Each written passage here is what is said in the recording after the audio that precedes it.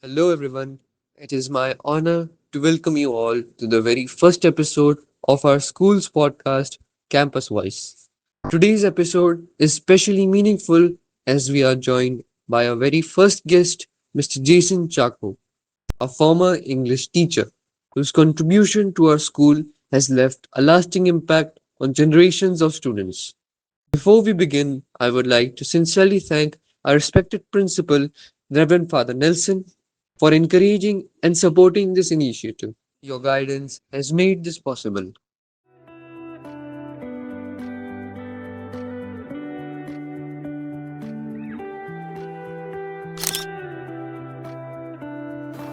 Sir, thank you so much for having us at your house and being part of this podcast. You're welcome. I'm very happy to be with you for this podcast.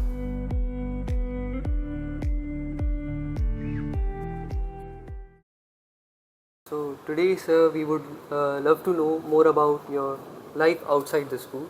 So, let's start with some questions. Tell us about your parents and siblings. My father is Mr. C.D. Chacko and my mother is Rosi Chacko. They are basically from Kerala. My father worked in the railways as a head constable and he retired from railway protection force, and his last posting was in Ajmer. And my mother was a housewife. And I have two brothers. One is settled in Kerala, and that is my elder brother, who is doing his own business. The younger brother, he is in Bhilwara. Earlier he was working as a teacher in St. Anselm's school. Now he is doing his own business. Okay, sir. Sir, tell us more about your education. I completed my initial education in Kerala, then shifted to Mumbai. There I finished my class 10. Later on I came to Ajmer. In Ajmer I finished my class 12th in St. Anselm Senior Secondary School, Ajmer. I completed my graduation from Ajmer University, then MA in English Literature and MA in Political Science from Ajmer University. I did my B.Ed from Annamala University. Yes. So, initially, was your subject of preference English? My preference was not English that way. It was by default chosen. There was no pre-plan so as to do MA in English Literature and do something about it. For example, some students have interest in science, like chemistry and all. So, did you have an initial interest? Those days there were not so much of planning, to be very frank. That much idea wasn't there in the mind. Yes. So English was an easier subject, perhaps. I was good at English. So I thought it was better that I learn English. I read a lot about writers, read a lot of novels and stories and plays. That was what I was interested in. Oh, so you were interested in novels and stories and all? Yes. All right. So, how would you describe yourself outside the school? I am not very much different outside those school. The only difference that is there, outside the school, I won't have much activities to do. Oh. That's the only difference that I have. Otherwise, I am in whatever work that I do, I am very active and I keep doing that. I am focused on my work. That's good, sir. And sir, do you have any interest in anything other than English, like any hobbies? Earlier, being a literature student, I was interested in dramatics. Even in the school earlier, we used to direct a lot of plays. Even for annual function, we used to do that. That changed only after Father Canisius came and we started this large scale plays, Okay. thematic plays. Otherwise, we used to have this one act plays. Oh. So, sir, were your initial hobbies something? Did you miss out something? Like people have a passion for cricket and all, so they aren't able to pursue those hobbies. So, would you say that some of your hobbies were left out? No, I was interested in playing football, and Oh, I kept playing even after taking on this teaching. teaching. I can say that I played till the age of 45, 48 football. We used to have even inter-school football matches, uh, staff. Oh, stuff. Yes, I also used to take part in the tournaments, football tournaments. Okay. So I played almost up to 45, 46 All right. age. So last 10, 12 years that I could not play. Could not play means there were not much opportunities. Oh, That was one thing, and secondly, the responsibilities were more. all right. So, Yes. and sir, what do your family members say about you? What type of a person are you? My family members consider me as a calm person. That we can say because we know what teacher you are, calm and composed. So that's correct.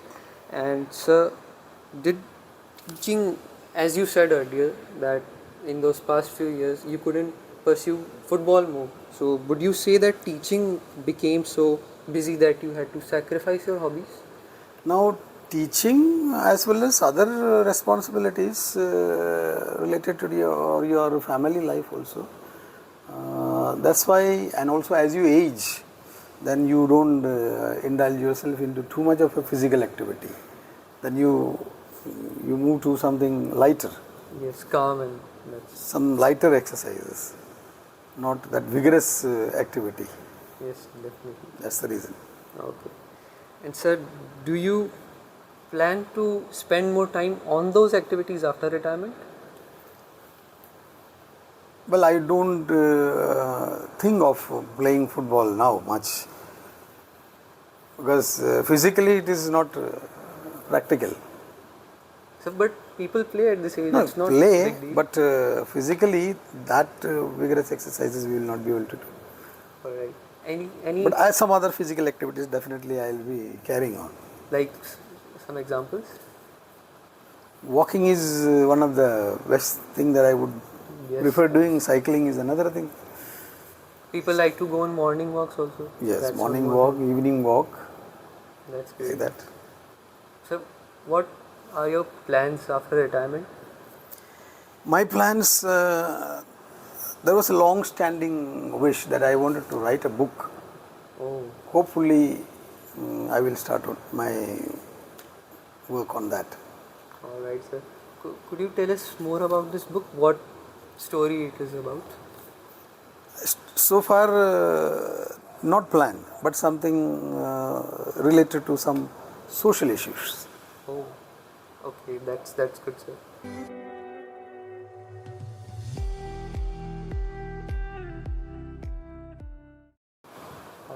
So, sir, when did you first realize you wanted to become a teacher?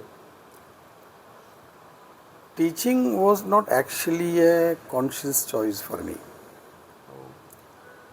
Actually, I was called to teach in St. Joseph's School, Parbatpura,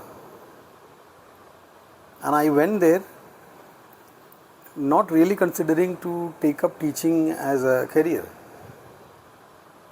It was like a part-time for me. But once I started teaching those children, their enthusiasm, their love, their affection made me reconsider my decision. Then I thought this could be the work that I would enjoy doing in my life. Right, right. So then I decided that I would go for teaching. Oh, so before this, did you have any idea what you were going to do? other than teaching? Yeah, before that I was learning, I was doing a diploma in computer science, Oh, and I was preparing to go to Mumbai. So during that time when I was doing this course, I was asked to join there. I kept teaching there. Evenings I used to go for the classes, and morning I used to teach there. alright. So would you say that the students' love and affection is what pulled you towards teaching? Yes, their respect, their love, their affection, and their enthusiasm, their energy, Right. and their faith in the teacher. That's great. So would you say that that is what kept you as a teacher so many years? Yes, and that continued. Right. Okay, I moved away from St. Joseph's School, Parbatpura, but consistently uh, the love, respect, and their enthusiasm, their energy, and being with the youngsters kept you always young. That's right. That's the reason. That's great. So I asked you earlier what was your favorite subject. So like English was your favorite or growing up it was something else? English, I was good at English, That you do. right? Uh, there was nothing like favorite, to be So, very frank. so did you But score? once I started teaching, and once I started doing my MA in English literature, I had great interest in it. Okay. So, so any nostalgic memory that you want to revisit over and over? See, when I was studying in class 8th, 9th and 10th, I was in a boarding school. There we used to, every evening we used to play football. And that, those moments where, with the friends playing football was happiest times that we used to have. So that kind of moments are you can relive again and again. There's no stress-free, Golden lot of days. fun, golden days. So those were wonderful times. Okay, so sir, next question is that do you remember your first day as a teacher? I don't remember so much the first day as a teacher because I went there to the school, joined the school. Casually I went there actually, without much expectation. Right. So, not any specific memory of that day you remember? First day, see, it was a Hindi medium actually, and it was a co-ed school. Then in Parbatpura there. My only doubt was how would they receive me? What would be their response? So I just got inside the classroom and they were very innocent. It was an 8th class student, in 8th class it was, and they were very welcoming. So from first day on itself, I felt very comfortable. I didn't feel out of the place. That's great. So, sir, were you nervous at that moment? No. No. So, like usually some teachers, when first time they are teaching in front of so many students, they feel nervous. No, I was not nervous. I was very good at facing people, good at speaking. My language was very good. Secondly, they were from Hindi speaking background. So there was not a problem at all. Okay. So you have taught for so many years and so many students you have taught. So over those years there must have been 1,000 of memories. So could you tell us any one memory that stood out the most or was extremely funny? that you remember right now? Funny you want.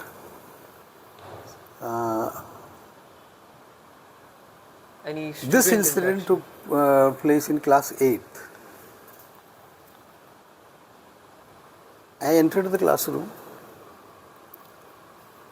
All children were seated. All the benches were occupied.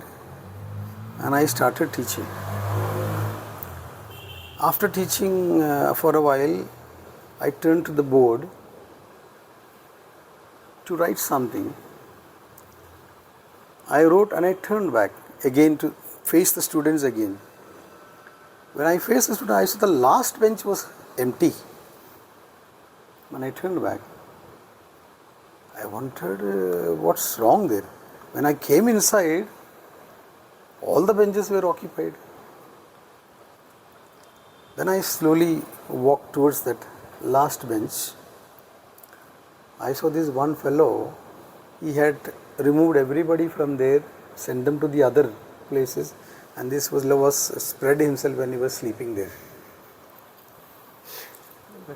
Then what did you do to that? No, I see those moments we can't get angry. So I woke him up, and then I told him to wash his face. And next day I put a remark in his diary and called his parents. And I explained to them this is what he was doing. But then that was the last. He never repeated that again. He told he was very tired. He was a good cricketer, though. He was a good cricketer. He was playing quite a bit. Sir, what was the most challenging part of being a teacher? Challenging part of being a teacher. Challenging part is, you see, it's not difficult to teach a weak child who is willing to learn. But it's very difficult, very challenging to teach even an intelligent student who is unwilling to learn. This is the most difficult part I think any teacher would face. You can always teach a weak child who is interested in learning. But it's very difficult, very challenging to teach a child who is intelligent but unwilling to learn. So, a lot of students are scared to speak in English. They don't have much confidence. So, any advice you would give to them? See, you can't learn swimming without getting into water. So, if you want to learn to speak, you got to speak without thinking that you are making mistake. Second thing is, read, listen. That will help you to improve your language. Once you know that you have improved your language, you will gain confidence. But if you want to speak, you start speaking without thinking whether you are making a mistake or not. That is important. That's a great answer, sir. And sir, do marks make you truly intelligent? Marks is no benchmark. Although marks have importance because your admissions to colleges or moving to the next class is decided by the marks. But marks does not in any way tell you that you are very intelligent. An intelligent person can score marks, but one who has scored a lot of marks need not be very intelligent. That's right. What makes you a successful person is what you are made of from inside. Because marks, for example, if you prepare a certain topics and those topics come, you are going to score a lot of marks. But another person who prepared everything and could not prepare one or two topics and questions came from those topics, he would score less marks. But that does not negate his intelligence. So, over the years, you may have seen traditional boards being replaced with smart boards, AI implemented into students' studies. So, what changes do you think are good and what concerns you a little? The smart boards are important. It's the need of the day. While we say it's important, textbooks are as important. We cannot deny that fact. Smart boards should complement the textbook. That's good. Smart board should not be the only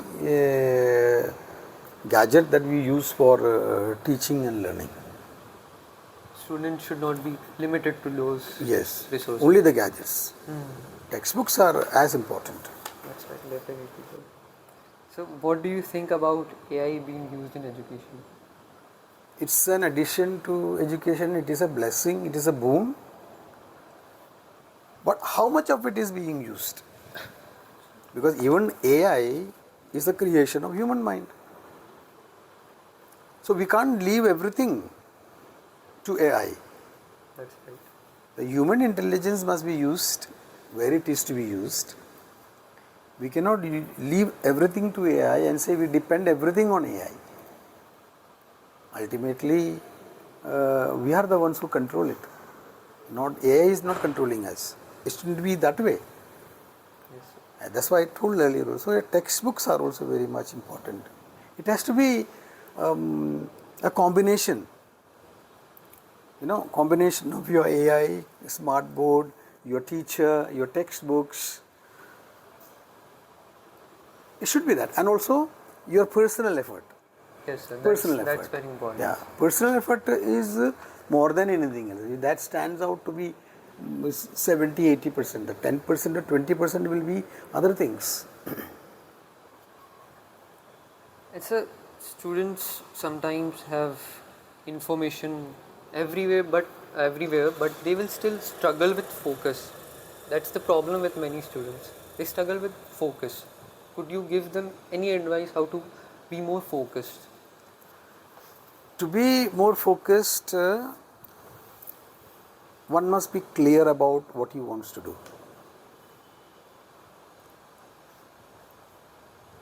A clear idea of what one wants to do will help him or her to focus.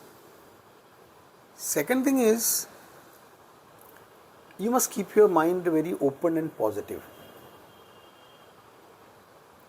If a person is going to close his or her mind to a new thing, then it's very difficult to focus.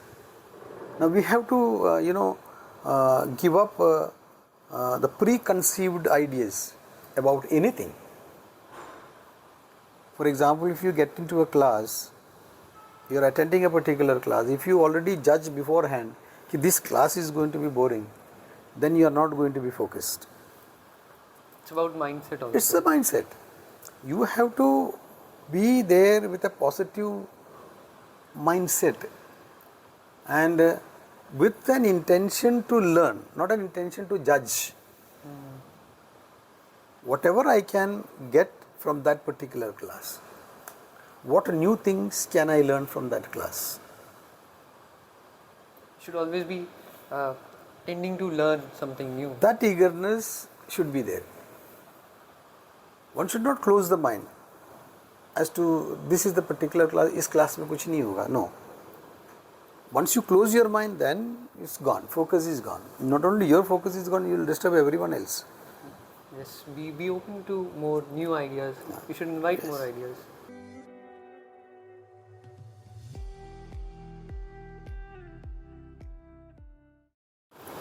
Now, sir, we are doing a quick rapid fire round. So you have to just answer in short words only. So, what's your favorite book? My favorite book is Wuthering Heights.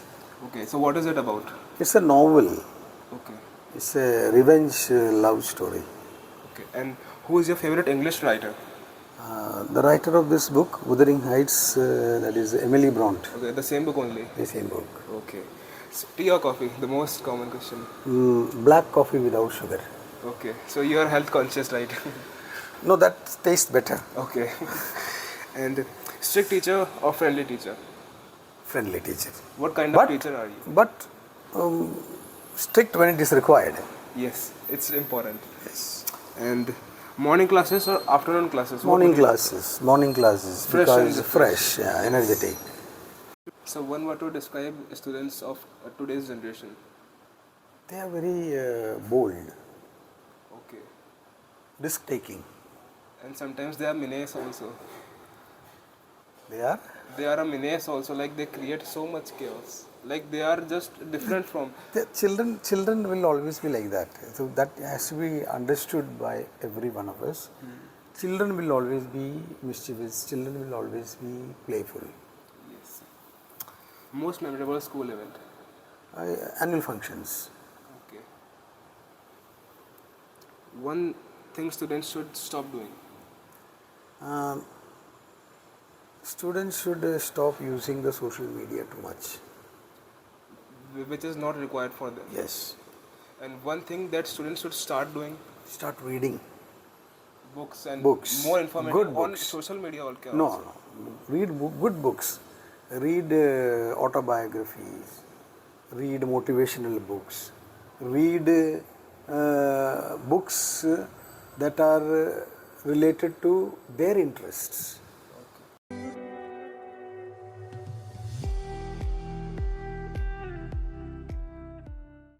Right, sir. So after that rapid fire round, I'll ask you some more questions.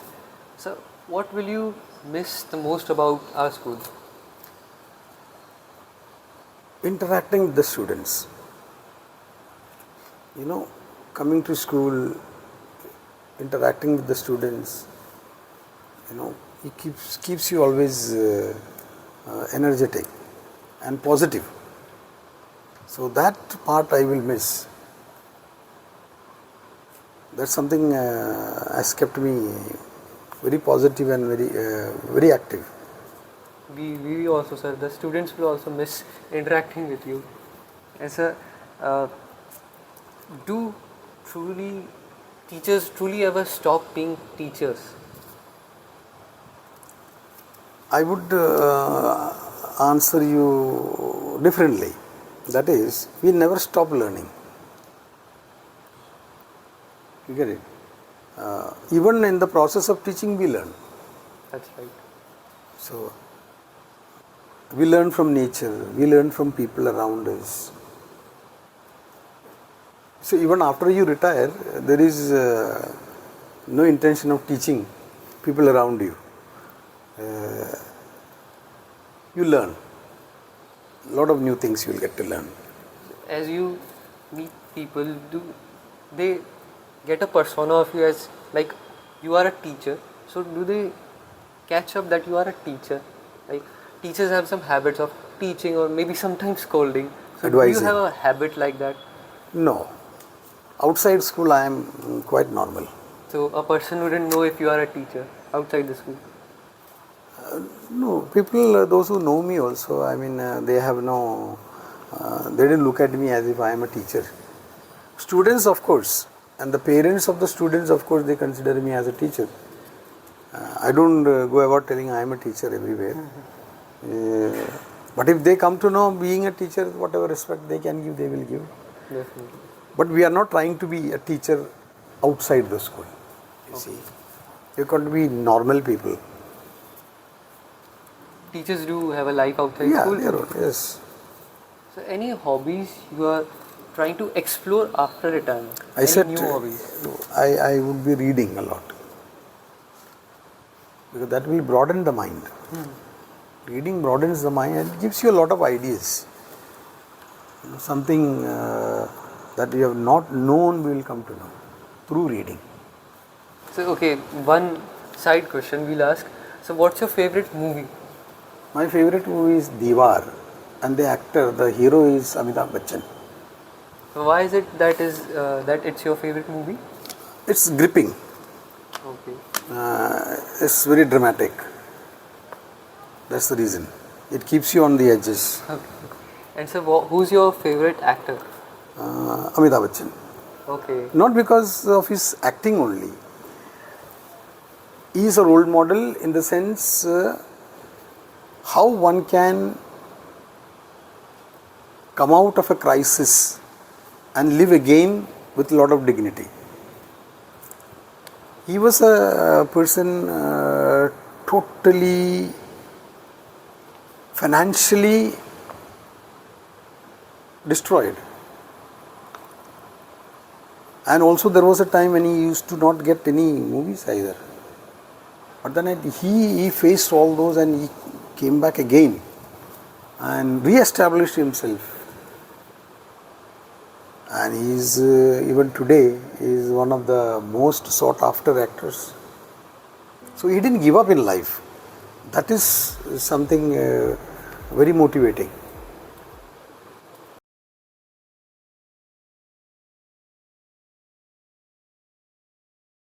So now it's time for your final message to the students. So sir, before we end, if you could give one advice to your younger self, what would it be? Be positive. Think positive. That's what I would say to everyone. Be positive. So working with the St. Anselm's family for so long, what makes, according to you, what makes the school stand out? See, Anselm's cater to the all-round development of children. There is a lot of emphasis on moral values.